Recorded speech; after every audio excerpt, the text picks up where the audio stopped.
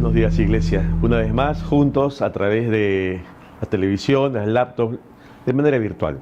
Hoy continuamos con nuestra serie La Iglesia en medio de la tormenta y el tema de hoy es una economía incierta. Permíteme tener una palabra de oración antes de continuar. Padre, bueno, te agradecemos este tiempo y rogamos que seas tú hablando de nuestras vidas conforme a tus planes.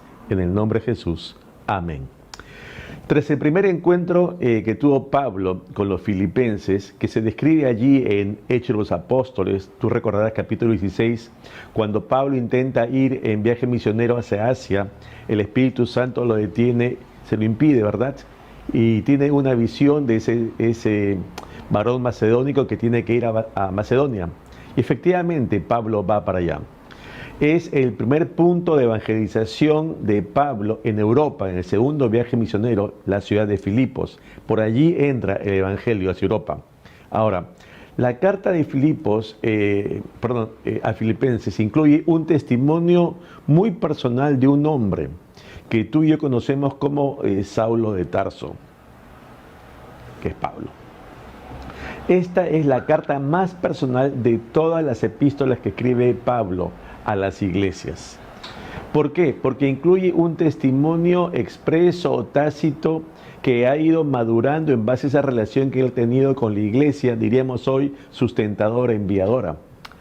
La iglesia de Filipos era una iglesia muy cercana a él, de tal manera que él podía descubrir su vida como cuando uno conversa con un amigo muy cercano, ¿no? Y es franco, y entonces él transparentemente comienza a conversar. Es interesante que esto lo podía hacer con la iglesia de Filipos, pero no con otras iglesias. Al inicio de su ministerio en Macedonia, la iglesia de Filipos fue quien lo sostuvo en el campo, ¿no? Pero cuando se fueron abriendo ya otros campos misioneros, la iglesia de Filipos ya no continuó.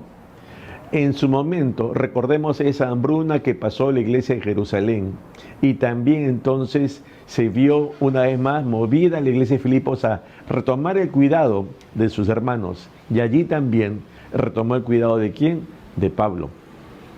Se junta una ofrenda misionera para ayudar a Pablo y envían a Epafrodito. Epafrodito llega donde Pablo, que está en Roma ahora, pero está preso.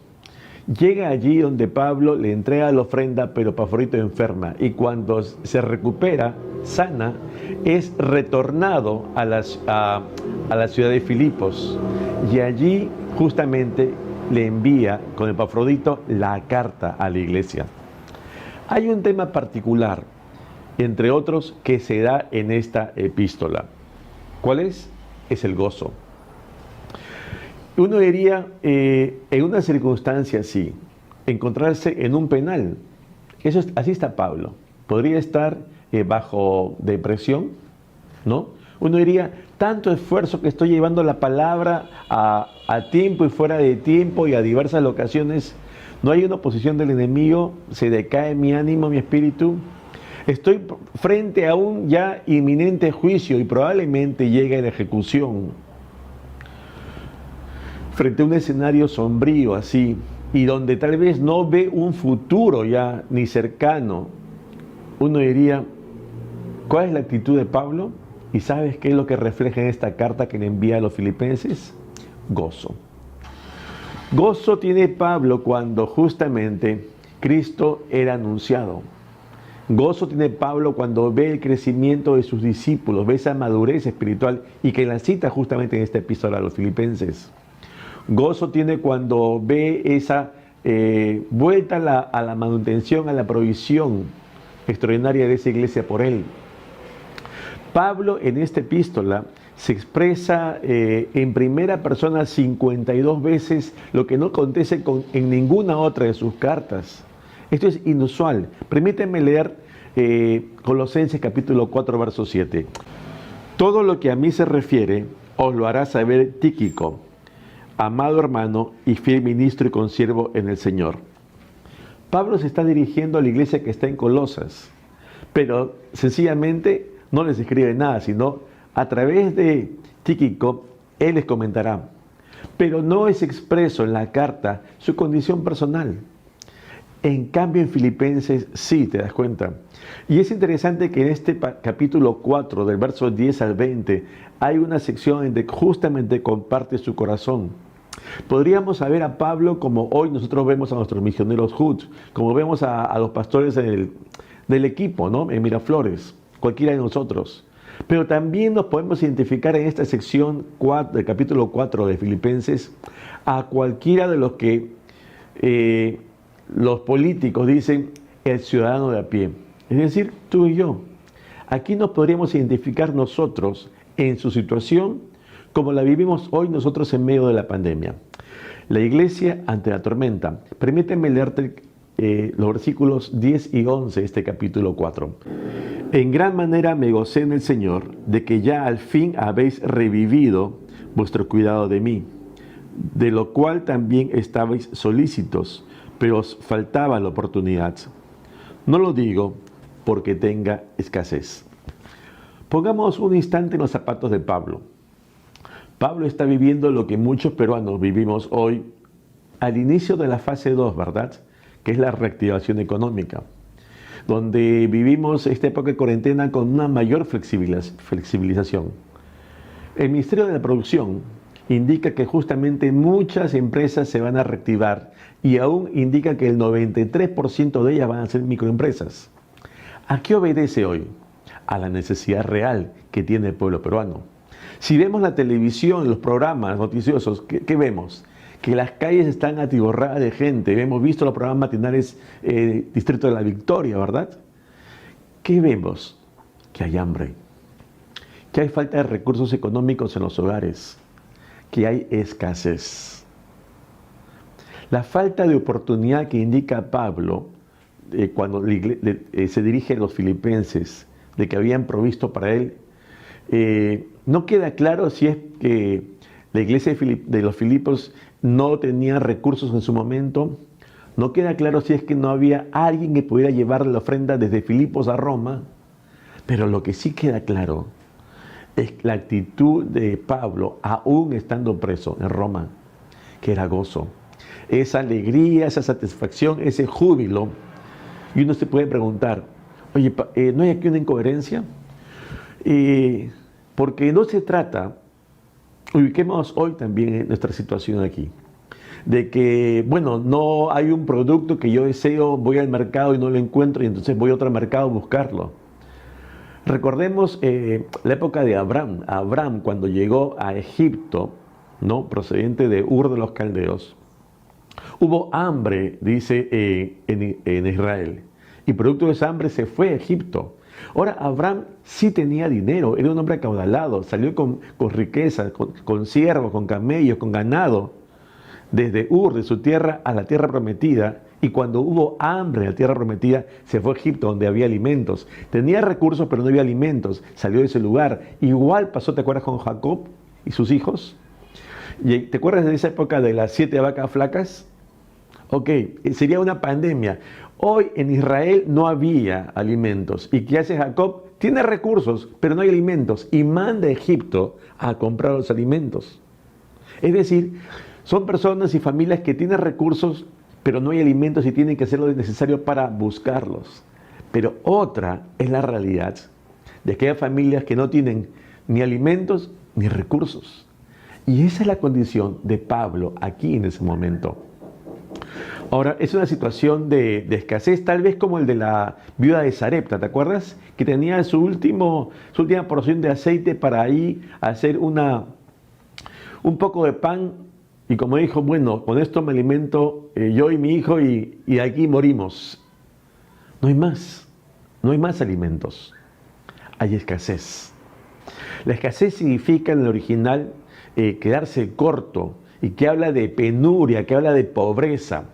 Y esa pobreza puede que sea nuestra realidad hoy o de algún familiar o conocido.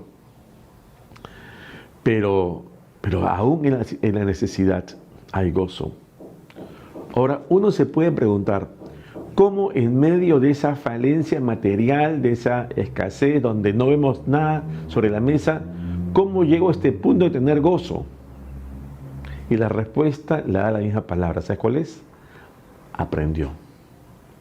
El contentamiento es un tema que se adquiere, que es parte de la misma vida de fe. Y por eso la primera enseñanza que tenemos que aprender hoy es: cuando tenga escasez, debo aprender a vivir con contentamiento. Debo aprender a vivir con contentamiento. Filipenses capítulo 4, versos 11 y 12 dice lo siguiente: no lo digo porque tenga escasez, pues he aprendido a contentarme cualquiera sea mi situación. Sé vivir humildemente y sé tener abundancia. En todo y por todo estoy enseñado, así para estar saciado como para tener hambre, así para tener abundancia como para padecer necesidad. Si vemos, hay un aprendizaje por medio que es en base a esa experiencia de vida, ¿no? Haberse habituado a una realidad. Ok, hay una necesidad, hay carencia en mi casa, en mi mesa. Esa acción recurrente que yo veo día tras día me lleva a una respuesta, singularmente ya algo regular. Pero tenemos que aprender en medio de esa situación. Cuando Pablo le escribe a Tito, su discípulo, dice lo siguiente, capítulo 3, verso 14, por favor. Y aprendan también los nuestros a ocuparse en buenas obras para los casos de necesidad, para que no sean sin fruto. Es decir, hay un momento en que tenemos que aprender ciertas cosas e incorporarse a nuestras vidas porque no forman parte de ella hasta que acontece algo que va a transformarnos. Y es este justamente aprendizaje a tener gozo en medio de necesidad que hay que aprenderlo, porque no nos es natural. Más bien siempre estamos reclamando, diciendo, ¿por qué no tengo? ¿Por qué no se da? Es incoherente, uno diría, ¿cómo tener gozo cuando tengo necesidad?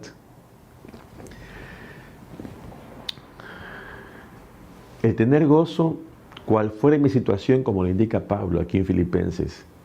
Él llega a citar, porque sé vivir humildemente, pero también a tener abundancia. Mira, son dos extremos que Pablo ha experimentado y tal vez tú y yo también hemos experimentado, a tener abundancia, pero también a tener necesidad. Hoy está haciendo referencia al segundo, a vivir humildemente. La palabra aquí es tapeino en el original y en el griego. ¿Qué significa? Habla justamente de bajarse uno mismo, esa condición que uno puede tener, de humillarse, de hacerse de más baja condición. Y aquí, en un sentido figurado, habla de ser pobre, ser una persona realmente con suma necesidad. Recordemos cuál era la condición primaria de Saulo de Tarso. Era un fariseo importante, seguramente un hombre con recursos económicos, pero que hoy, estando en Roma y preso, vemos que su vida pasa de la abundancia al hambre. Y él tuvo que aprender en medio de diversas circunstancias similares. 1 Corintios capítulo 4, verso 11. Hasta esta hora padecemos hambre, tenemos sed, estamos desnudos, somos abofeteados y no tenemos morada fija. 2 Corintios 6, 4. Antes bien, nos recomendamos en todo como ministros de Dios, en mucha paciencia, en tribulaciones, en necesidades, en angustias. Y hay otros pasajes más como 2 Corintios 11, 27 y otros más. La pregunta es, iglesia, ¿hemos aprendido a tener gozo en la necesidad? ¿Nos parece imposible, inviable, una locura? ¿Es subjetivo? Claro, solamente puedes pensar, si tienes algo en la mesa, tú puedes imaginar esa situación, pero es que no la vives. ¿Sabes cuál es la clave que nos da Pablo aquí? Ese versículo tan conocido que está en Filipenses 4:13. Tal vez tú lo puedas citar de memoria, ¿verdad? Que dice, todo lo puedo en Cristo que me fortalece. Este pasaje es tan conocido, pero es este el contexto donde se aplica justamente. Yo puedo vivir en medio de mi necesidad porque yo estoy aferrado aquí a esa convicción de que Dios no me ha soltado. El medio en sí para aprender a tener gozo no es la práctica, sino ser consciente del obrar de Dios en uno. Segundo de Corintios 12:9. Recordarás por favor las palabras de Pablo. ¿Qué dice? Y me ha dicho, bástate mi gracia, porque mi poder se perfecciona en la debilidad. Por tanto, de buena gana me gloriaré más bien en mis debilidades, para que repose sobre mí el poder de Cristo. Claro, este es un contexto en que te acuerdas que Pablo estaba orando por una sanidad que nunca llegó. Pero él se daba cuenta de que necesitaba justamente ese poder de Dios. 1 Timoteo capítulo 1, verso 12. Doy gracias al que me fortaleció, a Cristo Jesús nuestro Señor, porque me tuvo por fiel poniéndome en el ministerio. Es el poder de Dios en nosotros, ese dunamis que me capacita. Es el Señor quien nos fortalece, quien nos da de sus fuerzas. Nosotros podemos estar ya habituados, incluso acostumbrados y hacernos diestros a manejarnos en una situación, cual fuere. Pero ello no significa que tengamos contentamiento. Tengo que hacerlo y me acostumbré y vivo así. Pero no significa que tenga gozo. Tengo necesidad y ya pues no me queda otra. Y no tengo gozo. El gozo aquí emerge como el resultado del obrar de Dios en ti. No lo olvides. Todo lo puede en Cristo que me fortalece. Y lo puede hacer en ti, en mí, en todos nosotros. Ojo, no es un llamado a la resignación, sino a ¿qué? A la dependencia de Dios. Tú recordarás la palabra de Jesús. Separados de mí, nada podéis hacer. ¿Queremos ser autosuficientes? Esa es la distinción. Pero hay una segunda enseñanza que nos deja el apóstol Pablo aquí. Cuando yo tenga lo básico o más, como abundancia, debo aprender a dar al necesitado. Cuando tenga lo básico o más, debo aprender a dar al necesitado. Filipenses capítulo 4, versos 17. No es que busque dádivas, sino que busco fruto que abunde en vuestra cuenta. Pero todo lo recibido y tengo abundancia, estoy yendo habiendo recibido de Epafrodito lo que enviasteis, olor fragante, sacrificio acepto, agradable a Dios. Cuando yo no esté en esa línea de necesidad porque tengo, ¿no? Tengo lo suficiente, tengo la abundancia, entonces no me siento identificado con los que tienen necesidad, porque mi realidad es otra. Entonces tenemos que tomar el ejemplo de quién, de los que están en la iglesia de Filipos, que entonces comienzan a preocuparse en quienes no tienen. Pero no es una preocupación solo racional, bueno, pobrecitos, no, hay que ser algo práctico. Y no se trata, recuerda, de cantidad, sino de lo que hay en el corazón. Y Pablo va a reconocer justamente esa dádiva que se le entrega a él, producto de la generosidad de la iglesia de Filipos. Es una ofrenda que ahora efectivamente va a suplir su necesidad real, material. No es un tema de que, ¿qué hacemos para Pablo? No, se concretó. Como iglesia de Miraflores, hemos podido ver hasta hoy, después de 4 meses, cómo gracias al Señor podemos ayudar a diversas familias necesitadas que recurren a la iglesia justamente por ayuda material. Hemos podido ser testigos cómo grupos pequeños, grupos humanos, incluso hoy dan económicamente ayuda a hermanos, a veces del extranjero, que residen aquí en Lima, para pagar los alquileres de sus habitaciones porque no pueden cubrirlos y tendrían que salir de ellos. Vemos cómo otros están comprando medicinas y enviándolas a los destinatarios, a los beneficiarios, 12 de la noche por delivery. Vemos cómo hermanos y familias donan alimentos de manera directa a los necesitados. Vemos cómo gente deposita, todos testigos que nos han informado, cómo gente deposita en cuentas de otros necesitados para ayudarles. Que muestra la preocupación sincera, real, ¿no?, de los unos por los otros. De que cuando tengo, entonces puedo ayudar a aquel que pasa necesidad. Es interesante que a veces nos preocupamos por los hermanos en la fe, pero no hay que preocuparnos solamente por ellos. Y yo veo el interés y lo veo en los motivos de oración, de los cultos de oración de la iglesia, como tenemos los empresarios que están pensando en que sus empresas sigan adelante en esta reactivación porque tienen familias que dependen del trabajo que ellos están teniendo al frente, ¿no? Y yo veo cuando justamente esa situación, del otro lado, hay gente que depende de ellos en un sentido, por el trabajo que le están dando. Pienso en aquellas mujeres que ayudan en nuestras casas, pero que se han quedado con su familia y no pueden venir porque es un trabajo que hacen a veces día a día en casas diversas, ¿verdad? Y ayudan en cada casa. ¿Cómo sobreviven ellas ahora? Sé de familias que les depositan en sus cuentas de ahorro un dinero como que estuvieran trabajando cuando no lo están haciendo, porque esa gente también necesita. La ayuda tiene que ser real, pero si no ha venido, ¿cómo le voy a dar? Es que justamente no es un tema de reciprocidad, es un tema de dar. Podemos ubicarnos en ambas situaciones. Cuando yo tengo escasez, debo tener contentamiento, pero cuando yo tengo lo básico o más, debo pensar también en el necesitado.